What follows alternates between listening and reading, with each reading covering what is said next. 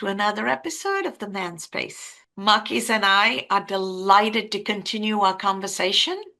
And today's topic is going to be the importance of boundaries and how boundaries look good on men. As we continue to build a safe place and a space for conversations, Marquese, let's kick this off with the notion that the masculine mind thinks of boundaries as a wall. Yeah. Whereas for women, it's a filter through which they look at life experiences and their safety and security. It's good, Cas. Given that boundaries mean, they're hard and fast, it's sometimes often difficult for us to see the gray or the middle. Mm-hmm. They're necessary. But I want to kick off this with, before we set outer boundaries, which we typically do, we need to set inner boundaries. Because if you don't have inner boundaries, then your outer boundaries are not real. They're expectations you're throwing on people from your ego, not from the source of who you really are. And it's unfair to you, let alone them, to expect someone to deliver for you or respect the boundary when you don't have your own boundaries. So let's just talk about a few basic boundaries all men need to have. You need to have boundaries around what you will and what you won't do physically. That's including physical fitness. What are you going to do and not do? What is your threshold of, hold on, I've gone too far. I've crossed my own boundary. Let me do the work of getting myself back in shape, eating properly, working on my heart rate. What is that? If you don't have that, then it's going to be unfair to you to expect other people to look a certain way, to have a certain physique or operate a certain way when you don't respect your own boundaries. Second, if you don't have a boundaries of what your love looks like, what you will and what you won't do in terms of your relationships, how far is too far? Inward for you. What is it that you won't do? Because you respect yourself. At what point do you say no? Kind of a lighter, deep in some ways, but a lighter way to look at that would be, we talk about men in dresses in Hollywood. At what point do you decide the money's not worth it? Or are you willing to put on a dress in the context of Hollywood actors that we're speaking about? Are you willing to put on a dress so you get another paycheck? At what point are you willing to sell your soul? What is the boundary at which you will not sell your soul? When it comes to your work and your family, at what point will you tell the boss, we have to find another way?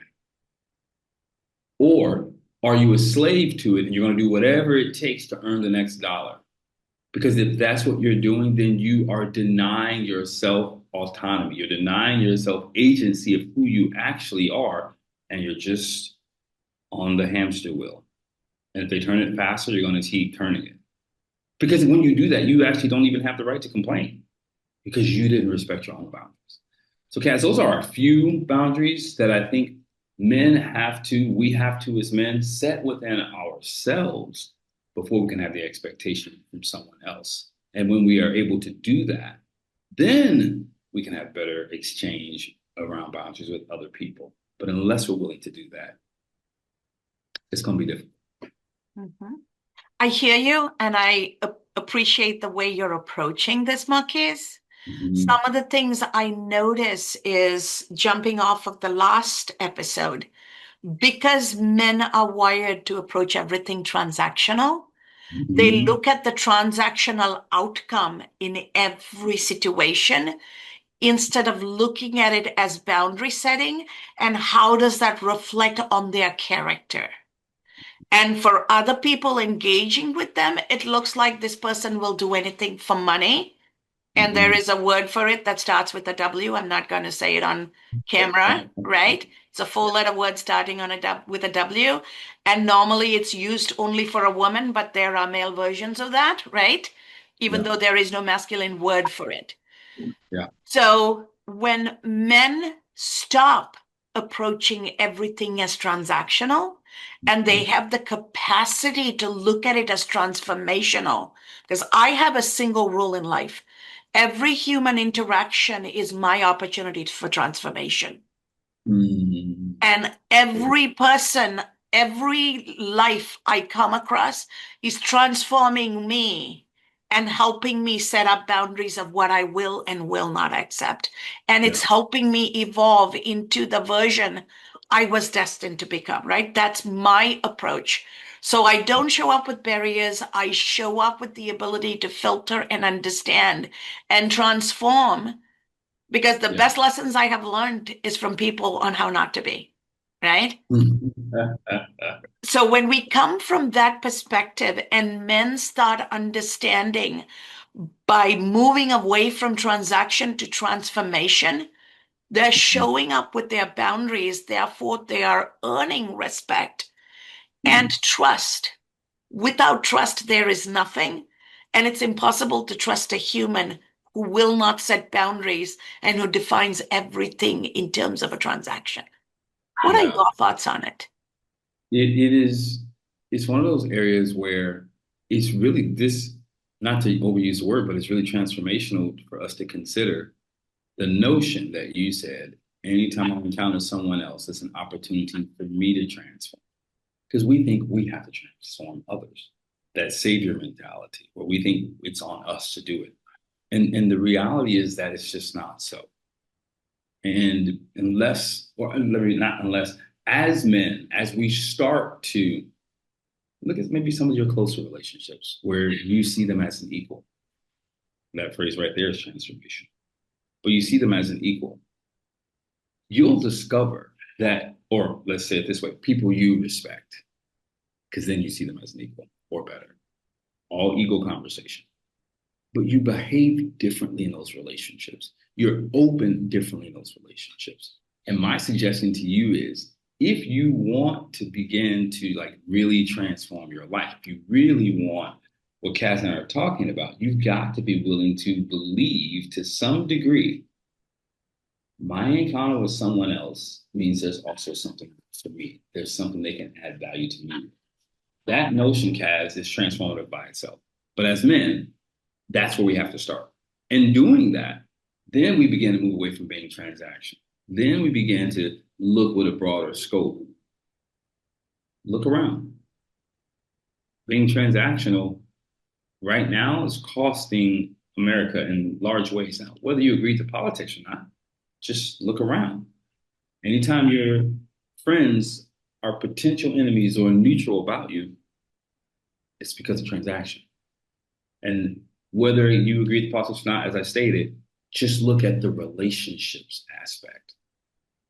At least if you have a relationship, you can sort and work it out. But if you treat people transactional, you'll look up one day and that resource will be there. And yes, you might find someone else. But we forget about the cost of earning trust, being able to relax and know that it's going to happen or that we can rely on someone because we built and cultivated that relationship.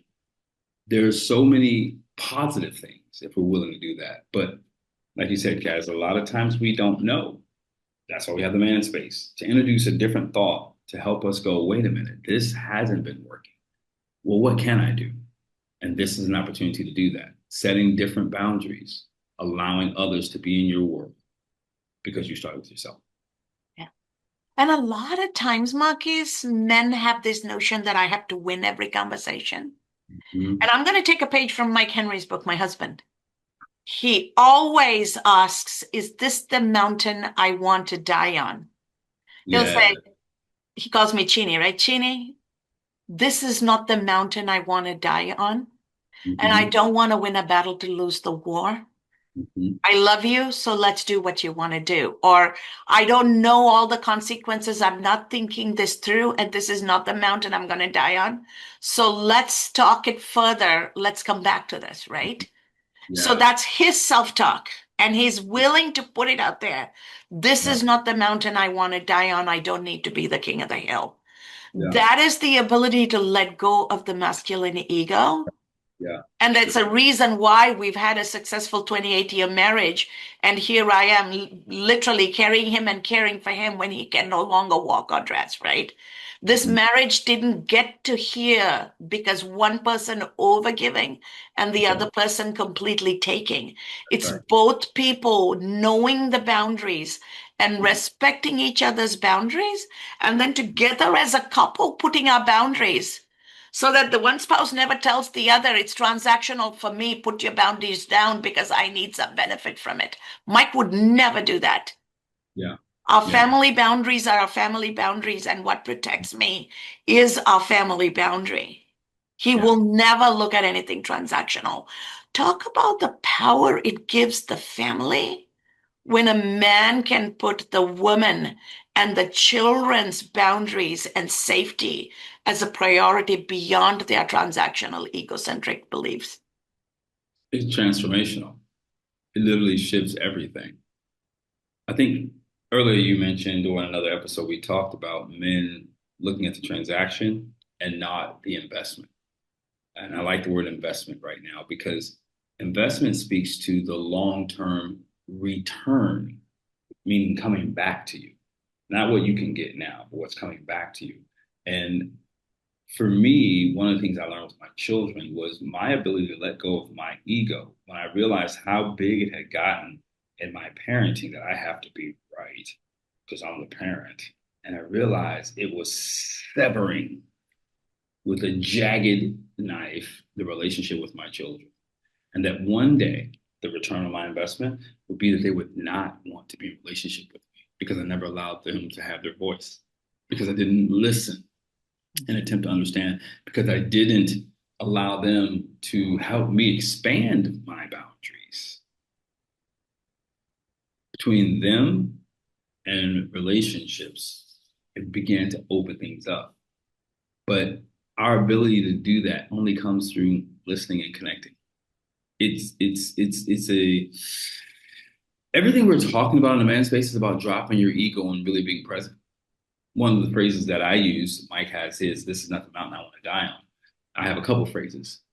I would rather be in love than to be right Mhm. because I'm thinking about my long-term investment. And the second phrase is, my opinion doesn't matter. Now, that's not my words don't matter.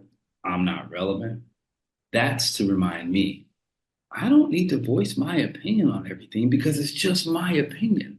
And if it's not, number one, invited, number two, going to help solve, then I can keep it. I can crush that part of my ego and go, we don't need to talk. We're just going to listen, allow them to be where they are. We don't have to solve the problem. And Kat, Absolutely. stage me. Go ahead. Absolutely. And also being able to say, you know what? That's a lot to process. Why don't I absorb this, think it through, and come back? Yeah, Because this conversation is not over. I want to be present, right? yeah, yeah. Or something like, you know what? I hear you. I see why this is important to you, Yeah. but right now is not the right time for me. Mhm. Is it okay if we revisit this conversation in 2 weeks or 2 months, whatever it looks like the right timeline for you? Yeah. Those are Yeah. all okay ways of boundary setting. Yeah. Yeah. Yeah. One of the things I learned, even in relationships, it's late night argument or disagreement. You know what? Let's either talk it through and I'll listen and you listen to me so we can sleep, or how do we come together so we can rest and pick it up the next day versus needing to hammer it out. I love that you talked about the coming back. That is a huge tool. And for a man who finds himself ego driven, that's a great response. Even if you think you know, because in your mind you do know, use that phrase of maybe an hour, 2 hours the next day, a couple weeks, whatever that is, to give you a chance to process what's happening inside and what do they actually communicate. That will save you and that will create spaces that you didn't know you could have because you were willing to do that. And I think that boundary that you're not going to blow your top on the people you love. Oh, by the way, every man should have that boundary. Is very important because we'll respect our boss even though they've ticked us off and then take it out on our family. then that boundary is very unhealthy and needs to be looked at. It's an opportunity to really shift things in your life. So, guys, for me, this is good. This is really good because it's a constant adjustment. As my children grow, there's new boundaries I have to make there. As the relationship evolves, there are new boundaries I have to adjust there. And it can only happen, one, by making sure I'm disciplining myself, but then two, being in exchange with someone else. Absolutely. And you brought up in prior conversations the importance of having a circle to Yeah. bounce off ideas. Not the person you're having a conversation with, you need to address, right? But Mhm. other people to take perspective. You and I do this with each other, right? Yeah. We do this with each other constantly. Hey, something is going on. This is what's on my mind. Yeah.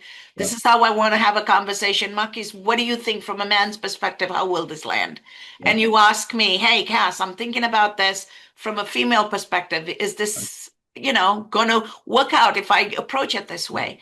So Yeah. having that brotherhood, that sisterhood is also Mhm. necessary Mhm. because we have real life coaches, right? Because all of this is muscle. We have to develop this muscle and keep it going. Yeah. Survival of the fittest is not about who's physically strong, who is emotionally intelligent and emotionally present is the survival. Yeah. It's good, guys. I love all of it. I mean, I love that we're able to get in deeper and really just kind of start extracting some basic human principles because, man, I get it. We were not given a guidebook, and many of us were raised by toxic men. And not that the man was bad, but his identity with manhood was toxic because it wasn't rooted in anything other than being right, being wrong, figuring it out, none of which is smart. So, I'm try to, smiling because everything men in the modern world are told is not scientific, right? Every fetus is female for the first 6.5 weeks, and the female fetus goes through mutation to create the male child. That's why the mm, male child has one X and one Y chromosome. The Y chromosome is the mutated X chromosome. mm, Okay. And when the mutation doesn't happen fully, the gender is not fully defined. The medical doctors and family might define the gender of the child when the child is born, but until yeah, the child goes through puberty, you don't know what else didn't fully mutate for that child to have a gender. So in ancient cultures like ours, gender is not binary. Gender is mm, fluid because we understand the science, right? yeah, So when you're raised in a world where man came first and the woman came from a man's rib, then yeah, why did God and his son need a woman's womb to create Jesus? Right? So all these are questions. So when we start looking at science and we start going back to facts, then we can rewire our thinking. But if our entire framework is predicated on lies, yeah, and believing in those lies is where yeah. our ego comes from, then that's a harder place to address. It is. And most of our roots men come from lies, or at least we're gonna start with lies, and if not a lie, an undeveloped thought, because there are no books, and I look at us, and we're not horrible, but we need to spend some time slowing down and connecting, so that we can lead properly, so that we can interact in a way that's healthy, and then leave spaces and trails for others to be able to do the same. So as we close this out, Marquez, what guidance do you have for men Mm, to be present and be comfortable setting boundaries yeah, and comfortable accepting other people's boundaries so that men can learn to live and let live? yeah. I'm gonna give a book this time. Don Miguel Ruiz wrote the book The Four Agreements. Go read that book. Read one section at a time. Go to bed. Just think about that section. Not a chapter, just a section. Go to bed. Think about it for a day before you read the next section. Take your time going through it because there's going to be a lot of things that surface that you may not feel like you're ready for. But if you are taking your time going through it, you will be able to unpack a lot of the miscommunication, lies, unhealthy habits that you formed in a way that he doesn't tell you how to fix it, not at all. But when you're awakened and you can see it for what it really is, you take the mask off, then you have something you can begin to work with. And a lot of what we talk about on our episodes make a big difference for Thank you, Marquise. Absolutely love your perspective. And to our audience out there, boundary setting is part of your self-respect. And accepting other people's boundaries and valuing it is how you show respect for others. And without self-respect, you can't love yourself. And you. without respecting another, you can't love them. Mm-hmm. So your happiness, your ability to build trust, all of that is predicated on you knowing the filters you need to use. Boundary is not a wall, it's a filter. And how do you keep the right things and right people and the right circumstances in? And how do you keep what doesn't serve you out? Don't overgive, don't overshare, don't be overused, and don't be the one oversharing, overusing, or overtaking from somebody else. Because one is a predator, the other is a prey. And the Western world looks at the whole world as if I don't want to be a prey, I want to become a predator. And my advice to you is be the elephant. Elephant is neither the predator nor the prey, it's a vegetarian. But if you think you're a predator and you can get to an elephant, it'll squash you before you can even say one word. So be the elephant, be that calm, ancestral wisdom, wise soul, and don't choose between being a predator or prey. Be yourself, embrace your boundaries, and just live the way your creator intended for you to.